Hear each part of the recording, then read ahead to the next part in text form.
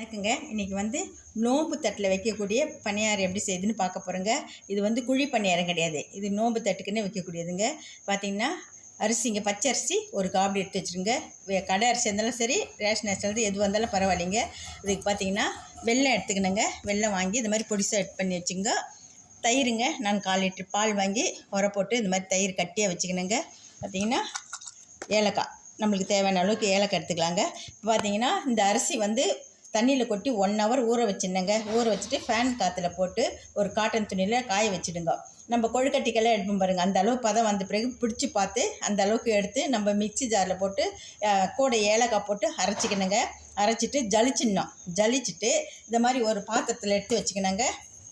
ஒரு பாத்திரத்தில் இந்த மாதிரி எடுத்து வச்சுக்கின்னு இப்போ இதாக கூட பார்த்திங்கன்னா இந்த வெல்லம் பாருங்கள், நல்லா பொடிசாக வச்சுக்கணுங்க. கட்டியே இருக்கக்கூடாது. நல்லா இந்த மாதிரி இப்படி பண்ணால் அது பொடிசாக வரணும். அந்த மாதிரி வெல்லம் எடுத்து ரெண்டுத்தையும் ஒன்றா போட்டு நல்லா ஒன்றோடு ஒன்று நல்லா பிசைஞ்சுங்க.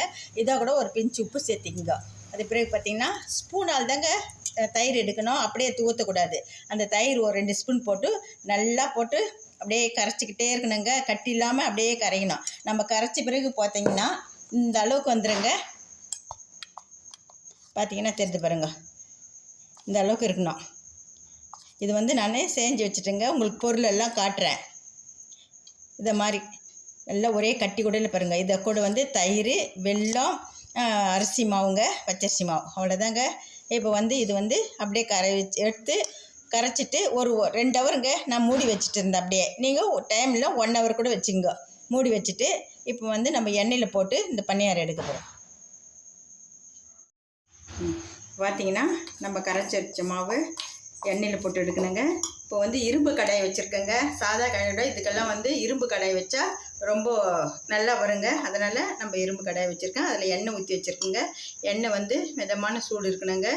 இந்த மாதிரி சூடு இருக்கும்போது நம்ம கரைச்சி வச்சது கொஞ்சம் கொஞ்சமாக ஊற்றிக்கணுங்க. உங்களுக்கு சைஸ் எந்த அளவுக்கு வேணுமோ அந்த அளவுக்கு ஊற்றிக்கணும்.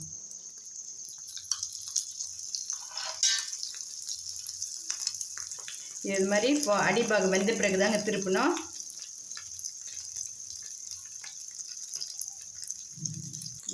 இப்போ அடிபாகம் வெந்தாச்சுங்க. இப்போ இது திருப்பிக்கலாம். இப்போ திருப்பிட்டு கீழ்பாகம் வேகிறதெல்லாம் அது மாதிரி வச்சுருக்குறாங்க. வேகட்டும்.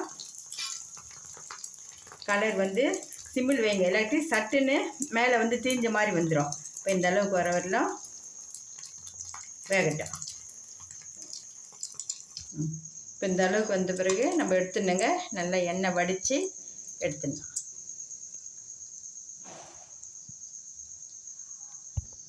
இப்போ பார்த்தீங்கன்னா எண்ணெய் வடிச்சிட்டு இது மாதிரி ஒன்றா போட்டு எடுக்கணுங்க. மொத்தமாக போட்டால் ஒன்றோடு ஒன்று ஒட்டிக்கும். அதனால் நம்ம ஒன்றா போட்டு எடுத்துக்கலாம்.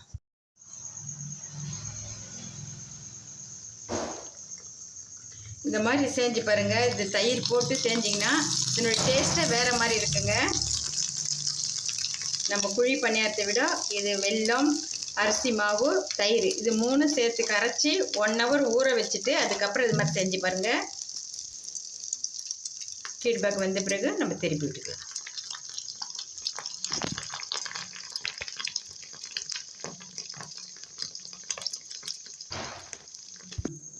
பார்த்தீங்கன்னா இந்த அளவுக்குங்க நம்ம நல்லா வேக வச்சு இருக்கிற மாவெல்லாம் போட்டு எடுத்துடலாங்க. பார்த்திங்கன்னா நம்ம கரைச்சி வச்சுருந்த மாவு மொத்தமாக எண்ணெயில் போட்டு எடுத்தாச்சுங்க. இது பார்த்திங்கன்னா எங்கள் முன்னோருங்க எத்தனையோ தலைமுறையாக இது தாங்க நோம்பு தட்டில் வைக்கிறது. இது சேர்த்து கொஞ்சம் கஷ்டமாக இருந்தால் கூட, ஆனால் சாப்பிட்றதுக்கு அவ்வளோ டேஸ்ட்டாக இருக்குங்க. வெல்லம், தயிர் இது ரொம்ப பேர் யாரும் செய்ய மாட்டாங்க. இந்த மாதிரி பாருங்க, ஒன்று புட்டு காட்டுறேன் பாருங்கள். பாருங்க, சாப்பிட்றதுக்கு அவ்வளோ மென்று சாப்பிட்றதுக்கு அவ்வளோ டேஸ்ட்டாக இருக்குங்க. இதை பார்த்திங்கன்னா நம்ம இன்றைக்கி செஞ்சுட்டு மறுநாள் அப்படியே வச்சுட்டு இருந்து சாப்பிட்டா அப்படியே பூத்துருன்னு சொல்லுவாங்க. நல்லா மெத்துன்னு இருக்கும். இப்போ கொஞ்சம் சூடுனால கொஞ்சம் ஹார்டாக தெரிகிற மாதிரி இருக்கும். நம்ம மறுநாள் வச்சு சாப்பிட்டா அவ்வளோ நல்லா இருக்குங்க. உங்கள் வீட்டில் ஒரு மாதிரி செஞ்சு பாருங்கள். இதை பசங்க விரும்பி சாப்பிடுவாங்க, பெரியவங்களும் விரும்பி சாப்பிடுவாங்க.